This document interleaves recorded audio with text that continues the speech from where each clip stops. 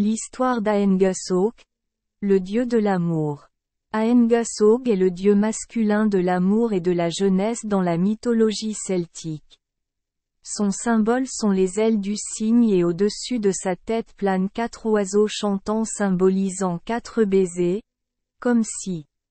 Il est le fils du vieux père Dagda, le dieu mâle de la prospérité très respecté dans le panthéon des Tuatha de Danann, et la déesse du fleuve Boann. Cependant, cette femme était mariée, alors pour avoir une liaison, Dagda a arrêté le soleil pendant 9 mois et 10 jours, à temps pour que le couple puisse donner naissance à Aengus en un seul jour. Terre, Dagda avait tout partagé entre ses frères aînés, ne lui laissant rien.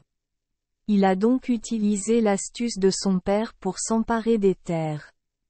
Il a demandé au Dagda s'il pouvait vivre à Brunna-Boann, le pays qu'il dirigeait, pendant 1 jour et 1 nuit, et le Dagda a accepté. Cependant, en irlandais, il n'y a pas d'article, donc 1 jour et 1 nuit équivaut à jour et nuit.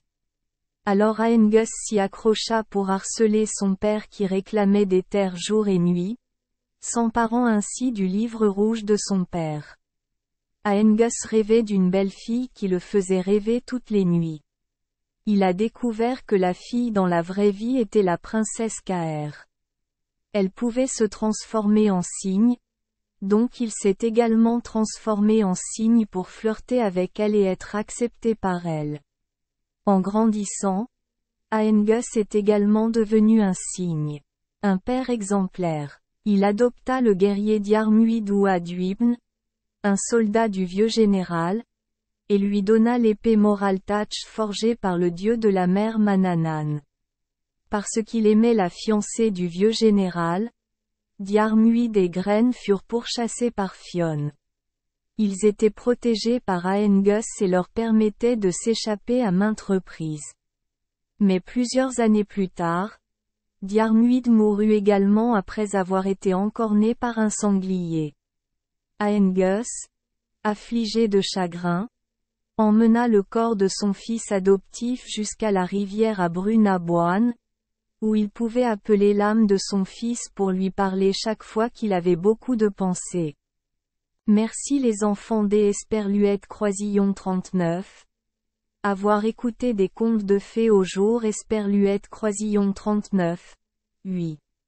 Espérons que les histoires apporteront aux enfants des moments heureux et significatifs. Si vous aimez notre chaîne, veuillez appuyer sur le bouton S Esperluette Croisillon 39.